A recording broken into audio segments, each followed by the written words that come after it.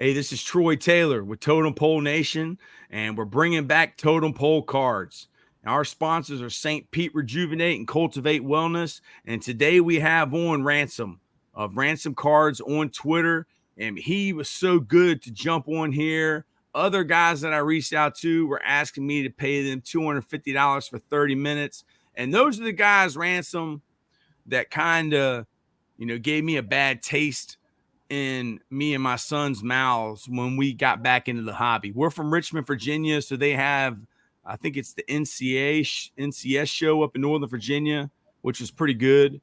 So just for the people that are watching, tell us a little bit about yourself and how did you get into the hobby? Well, I collected a lot when I was a kid, back in the junk wax era. I did shows when I was a 16, 17-year-old by myself, tried to get in, Awesome. get going. Kind of fell out, joined the Army. And then after I got out of the Army, I was like, maybe I should, be a kid again, basically, and started collecting again. And then when COVID hit, that's when I really started, buying and selling and trading and stuff. So, yeah. So during COVID, I guess, it's almost like the same way in football. I'm a high school football coach. There was all kinds of people on the internet doing coaches clinics and coaches podcasts. And I guess there were a lot of guys that fell back in love with sports cards, going on eBay, going on, buying stuff online. Correct? Oh yeah. When COVID hit, everybody was stuck in their house or going to work and coming home. That was all you could do. So might as well enjoy what you could. And a lot of people like myself that was collecting cards and getting back into it. So that's when I started Twitter, was during COVID. So, okay, right on. So you mentioned the junk wax era, and I'm familiar with that.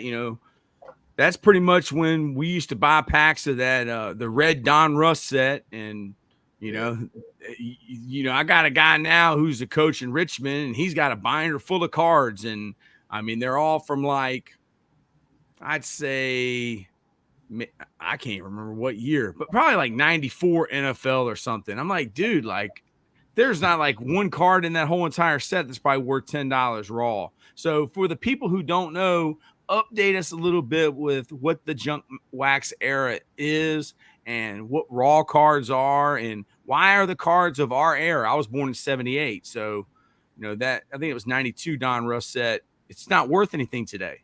Yeah. Basically the late, I would say mid 80s to 2000, they printed so many cards. You could find cards in 7-Eleven, you could find them just randomly anywhere, and they were cheap, and people were buying them because that's what we wanted. We grew up wanting to collect cards, and they were just everywhere, and they made so many because there was no regulation on it. They just printed and printed and printed, and all the cards from like the early 90s, 91 Fleer, the yellow set. I don't know if you remember that. Yeah, I remember it with the like the script. It's like it's got like a crazy font at the top, right? Yeah, yeah. Real skinny. Yeah, it's like all those sets are basically just worthless. When it comes to resale, but it has a lot of nostalgia value for somebody my age. I was born in 83, so I'm pretty close to the same age. Mm-hmm. And that's all I ever knew was the early 90s Donruss or Fleer, and yeah, they just printed so many and ran out. It's not worth anything today. I guess the saying that when people make things to be collectible, they're really not valuable. Because they were basically making money off of the belief that, hey, this guy could be the next Mickey Mantle, or this card could be as much as, the Honus Wagner card. Is that correct? Yeah, they were trying to pump out that all these people could be, that card could be the next, Mantle rookie or whatever. And it just, they made so many. Like the difference is the Mantle rookies, nobody knew it was going to be valuable, and they just treated them like junk and all this other stuff, in the bikes and all that. And then you try to falsify a need for, oh, this guy's going to be a Hall of Famer, so his car is going to be, thousands of dollars. It didn't work out that way. Yeah, it's crazy. And then like, I just think of like today in the hobby. I mean, in football, it's like nobody collects anything but quarterbacks. And it's like when me and my son had, our little card deal when we were collecting and going to shows and setting up. I mean, kids would come by and they would have like probably one card worth. I mean, one card was worth more than everything was probably on our whole table. And a kid, like we just recently went to a show, a kid said he dropped like $550. I was like, $550? Like that's a car payment, man. Like, oh yeah. So talk a little bit about that, like the state of the hobby now. Well, I think the state of the hobby is amazing. Like when I was a kid, I could barely afford anything what they would call high end or whatever. And now you got people, whose parents have way better jobs than I do, and have this, they can give their kids money, and their kids are the ones that are buying, the quarterback cards or the Burrows or the Jamar Chases and stuff like that, the autos and all this. And like their cards, you'll see kids walking around 10 or 11 that have better cards than I do at my show, and I'm like, oh, okay. But they're like, as long as they negotiate, there's no problem with it. Like the hobby, I think, is in good hands because all the people that were my age when I started collecting are getting into it, and there's a lot better stuff now to collect than there was when I was a kid. It wasn't just a player. Like now you can get 101s and autos and relics and all this other stuff. So I think the state of the hobby is good. It's going the right way. So if somebody was to start collecting today, and I mean, I know there's guys that rip a lot of packs, and I try to explain to people, it's almost like trying to win the lottery. Like guys are ripping packs, trying to get that 101 or that auto card. And you go to Walmart and a pack's $8. I mean, and you might get 80 cents worth of cards. I mean, so are we back in the junk wax era? And, are people just chasing those different colored cards or the numbered cards or the auto cards? I think that we're getting very close to it, but as long as they have the 101s and the autos and there's something that's collectible and rare, I think that we won't get back to that extreme of junk wax. As long as they have that in the products, it'll be all right. I mean, because you're right. People will get 80 cents for an $80 break or something, get one card that's an 80-cent card. And it's like, And then the breakers are breaking so many products to get it.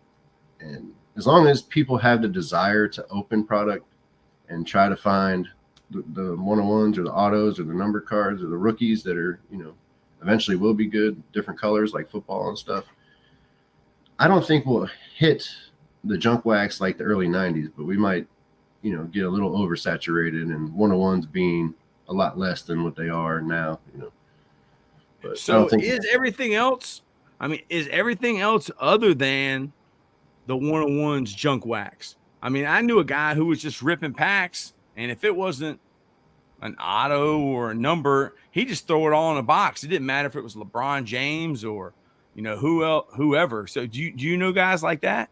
Oh yeah. Most of the people I'd say work with at the shows or whatever, because I do the flip down in Alabama. So they will rip packs if it's not numbered or colored or autoed or relic or whatever. They'll just put it in a little box and like donate it or whatever.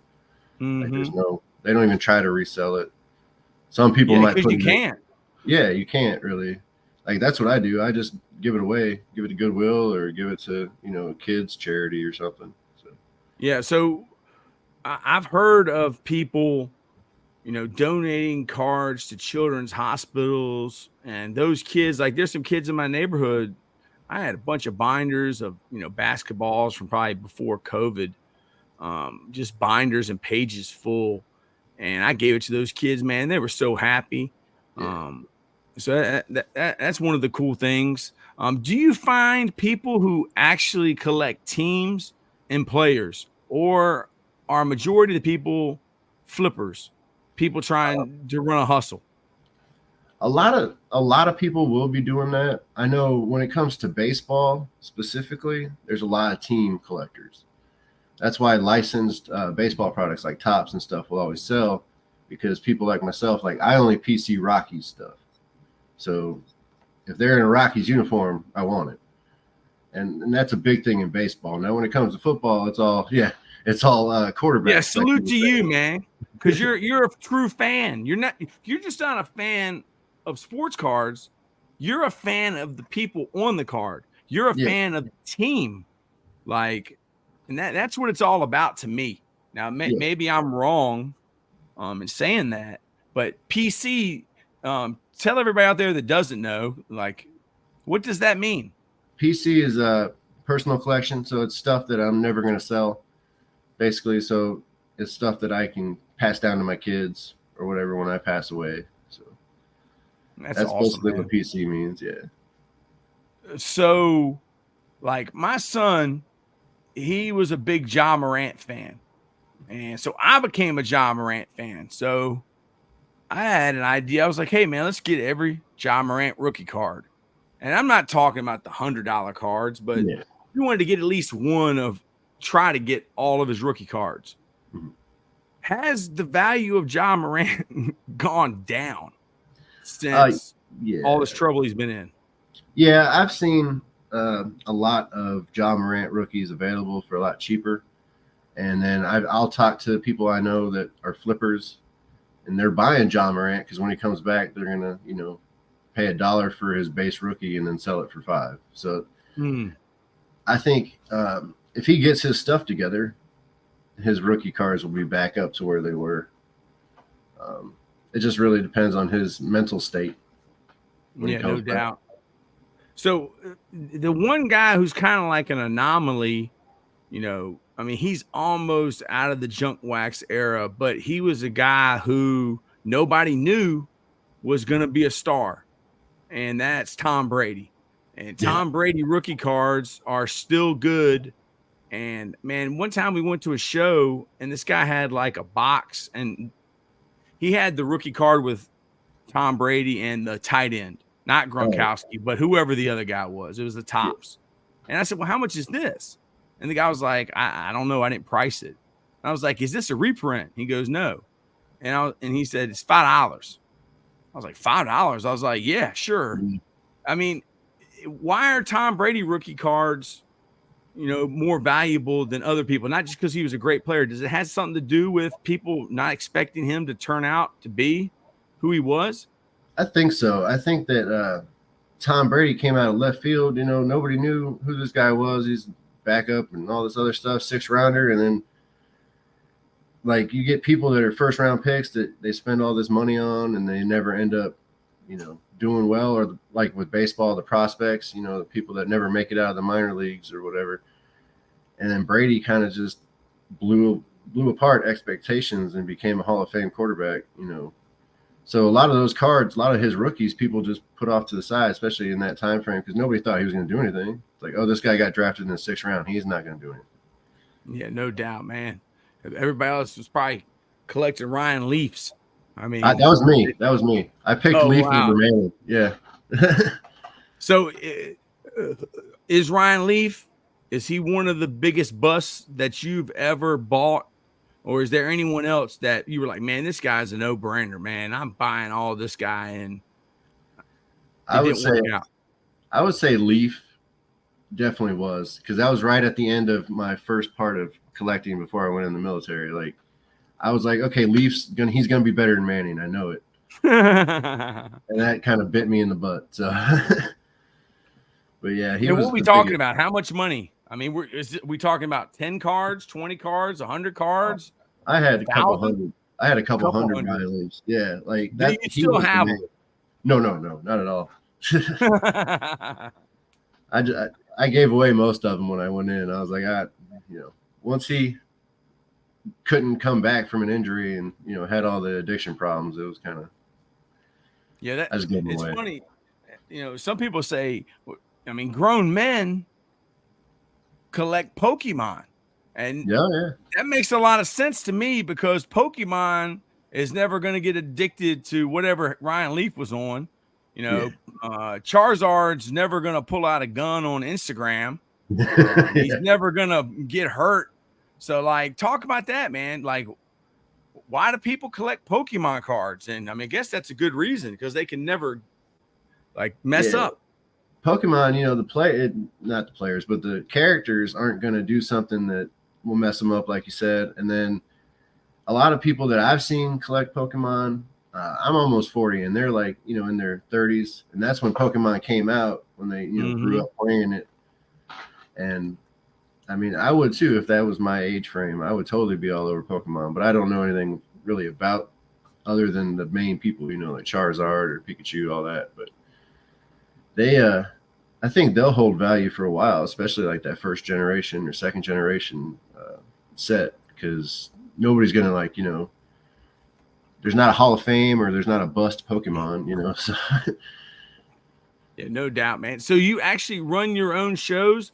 How does that work? Running your own show? Do you charge people for tables, and how does that all go? Like I work with my friend Daniel. He's the one that actually it's his stuff. I just help him out and use my Twitter following to help get it out there. What we do is you charge for the tables, and then you advertise with flyers and online and stuff like that.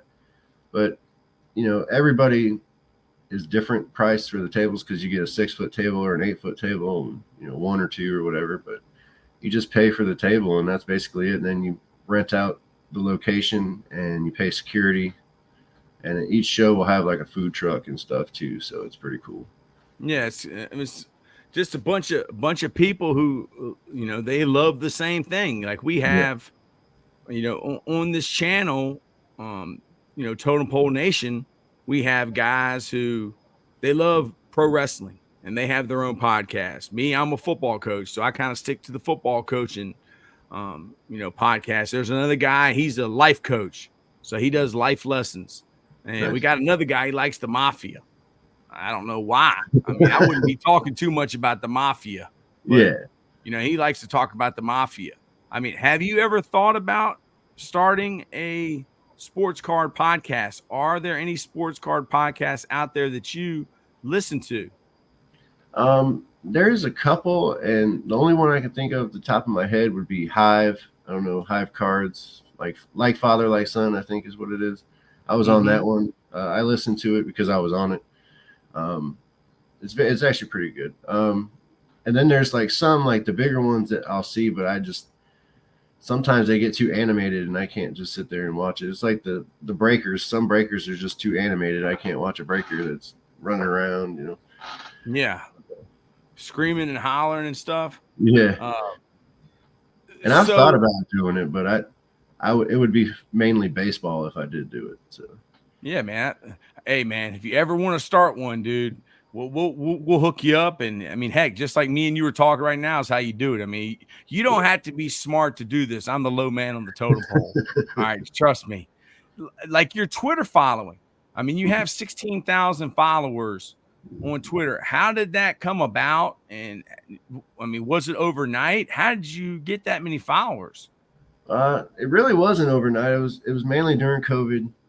I started off as a retweet account, so I'd retweet people's sales, try to help people, get buyers, tag people that were looking for certain people. So if they were looking for Brady or whatever, I'd tag the Brady collector on the post to try to sell the product. And then it just kind of went from that, and I started getting a little bigger, and then I would sell in threads, or post sales threads. And then after I got to a certain size, I was just pretty much established, I guess. And then I'm working now, so that's why I stopped retweeting sales. So, it's hard to do that all day and try to work. So, it's like the card purchaser guy. I mean, I don't know how many followers he's up to, but God, that's like a full-time job, man. Yeah, I've met him. I met him at National last year. He's got a lot of people that follow him. He's got a Patreon and all that other stuff. Like he has, a bunch of avenues of, I guess, funding that he put together. But so is that all he does, or does he have another job too? I think he has another job. I didn't talk to him for long, maybe 5 minutes, but yeah, I think he has another job. I just don't know how he does it. He has a lot of people. What do you think about these guys on the internet who are card influencers who say like, this guy's the next big thing. You need to be buying this guy, or this guy right here is real cold. And what is it? The pumping, whatever it is, where they pumping a guy up and they're just trying to like influence the market. I mean, pump and dump or whatever they call pump it. and dump. Or I mean, do you believe in all this? And is it really happening? I mean, I see you got sports card purchasers one, and there's other guys. What is this really happening? I think there are people that do it. I don't like it. That's the purist in me. I don't like saying, "Oh, this guy is going to be blah blah blah." So then you sell all the cards you have of that guy at a higher price, and then when he tanks, you're like, "Ha ha ha!" You're basically giving out false information to try to make a profit, which is not what this hobby's about. Now, if it's like a podcast that's talking about, prospects or who's going to be good, who they think is going to be good, you can take that opinion and then apply it to the cards. But if it's specifically about cards, like this guy's cards are going to be so good, blah, blah, blah, and then you sell it and he tanks or something happens and it's not right. I don't like it personally. Yeah. I mean, it's just, I guess it's the evil side, or I guess the money side, and that's all they're in it for. They're not really in it for the love of it. Like if there's somebody out there that's going to watch this or watching it now who has a son or daughter that wants to get into sports cards, like, should they buy packs, or should they just focus on getting certain players or teams that they like? What would be your advice to them? If you're trying to start your son or daughter early on, like my daughter collects Pokemon. I don't know anything about it. But like I would buy a pack, open it up and see what they like. If they like a certain player or a certain team, then you can start maybe getting cheap base singles of that team or player, or whatever. Maybe buy a hobby box. Is like you save up to buy a hobby box, have it like for Christmas or something, and then you can open it and experience that together. I personally, like when I started, I got a pack, I opened it, boom, there you go. And I think that's probably the best way, because you won't know what you like until you see like the whole collection of what is possible. Or maybe if the kid is like already got a favorite team, or if they like LeBron, don't go out buying packs expecting to get the LeBron 101 like auto card. Like just get base singles of LeBron for them. I mean, I saw maybe it was last year, Drake, the rapper, was involved in cards and buying a box of 1986 Fleer basketball, trying to pull the Michael Jordans. Like, is he still doing that? And did that affect the hobby at all in your, that you're aware? I saw a good increase of more like diverse people coming into the hobby. The more that like Drake and other entities from other different areas of life come into the sports card market, the more people come in to collect. I don't know if he's still doing it. I haven't seen a recent video of Drake doing it, but I do remember that he bought a bunch of like flawless or really high-end stuff to get a logo man. Yeah. And like, if I wouldn't do that, I would have just bought the logo man. That's just me. But I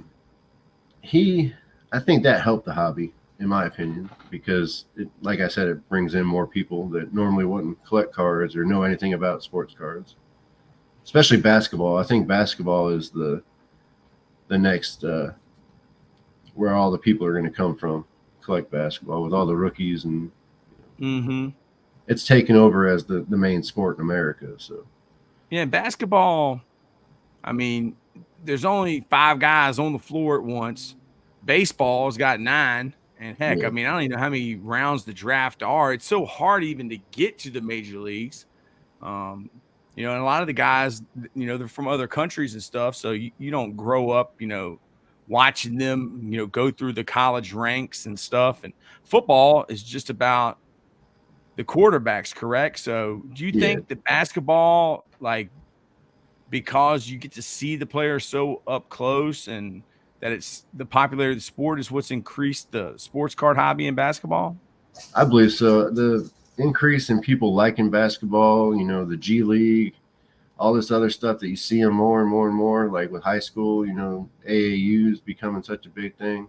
And it's the same with football, but, if you're not a quarterback, you're kind of just pushed off to the side. But basketball, I think, is definitely the sport itself is helping the card market because, people are around it more now. It's always on TV, it's becoming very popular. I think that's where the future is.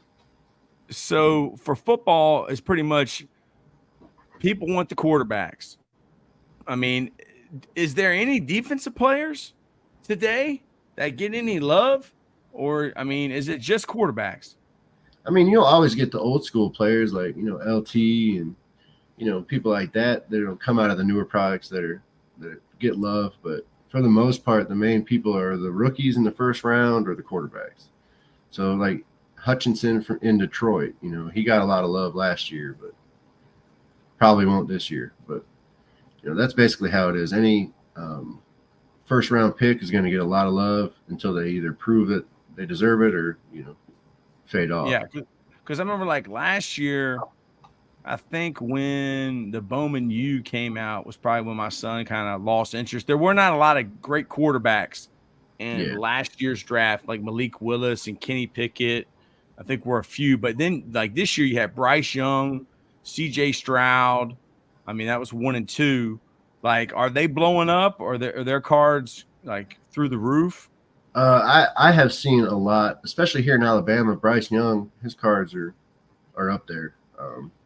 CJ Stroud, not so much, just because the team that he played for, Alabama and them don't get along. But like, I think those two will do good as long as Bryce can prove that he's not short enough or too short for the league. Yeah, like Tua. I mean, if he just like his head gets rattled so many times. Yeah. Then gets hurt. I mean, Tua is like one injury away from like, man, never playing. Maybe not playing again. Yeah. And he's still got a lot of hobby love too.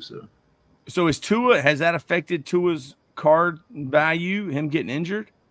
It did there for a while. I think right now it's pretty steady, but when the season picks up, they'll start going back up. And if he gets hurt again, of course, it'll drop way down. But I think if he protects himself, his card market will be fine. He just needs an offensive line. Yeah, I'm pretty sure the Dolphins want to protect him. I mean, heck, man, they're hard to find. They're hard to get quarterbacks. I mean, heck, there aren't 32 good ones in the whole world. I mean, everybody's complaining about their quarterback. Like, who are the top 5 guys, the top 5 hottest guys in football? Because we're getting ready to go into football season. That's when I suppose people start buying football cards. I mean, the people that don't know, I'd say probably buy them. People like you're probably selling. So who are the top 5 guys people want? I would say, this is just my personal opinion. I would say Burrow. Let's see, Rodgers. Any of the quarterbacks in the first round. So Bryce and CJ. Let me think. And Herbert, yeah. Justin, definitely. You got Brady will always be there. What about Mahomes? I mean, Mahomes won 2 Super Bowls in 3 years or something? Yeah, I think Mahomes' market is weird because like he'll do good and it'll go up and then he'll do really good and it won't move. Because he's up there in that top tier anyway because he won the Super Bowl. Like with Brady, him and Brady, their prices are going to be ridiculous. Herbert fluctuates depending on how he plays. And then you got like, the little quarterbacks like, Zach Wilson, stuff like that, but they're not going to sell because Rodgers. Yeah, he's not starting. No. But basically any quarterback. Any quarterback. Yeah. And what about colored cards? Like, I mean, some people won't even want it if it's not a different color. I mean, are they just making cards more rare by making just more and more colors and more variations of one card? I think that's what they're doing. That's why me personally, I don't like to not get anything that's not numbered, auto or patch or whatever. If it's not numbered and it's a colored, I'll just throw it in my dollar bin. Like, and I know there's a lot of different ones that are rare, like snakeskin and all this other stuff. But if it's not numbered, it's not really going to hold long-term value because. See, man, your table would be the one that I would go to because, I mean, I'm looking for the guy who's selling the cards for $1.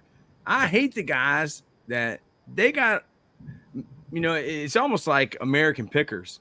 Mm-hmm. The two dudes roll up and they go to a place and the guy's got a bunch of good stuff, but he's like emotionally attached and he doesn't even have prices on his cards. Well, I got to look that up. Like you're basically saying, here you go, man. I'm hooking you up. There's no emotional attachment, and a kid can go to your table and get a lot of good cards, $10 cards, $20 cards for $1. Yeah. That's how I grew up. One of the guys that I started selling with when I was a teenager would just throw a bunch of stuff in his dollar bin, not really even look at it. And he would sell me the whole dollar bin. So I would just buy the dollar bin and then try to sell those. And I'm only emotionally attached to my Rockies. So anything other than Rockies, it doesn't matter. Have the Rockies ever won a World Series? I'm trying to remember. I think they might have. No, we went in 07 and then got swept by Boston.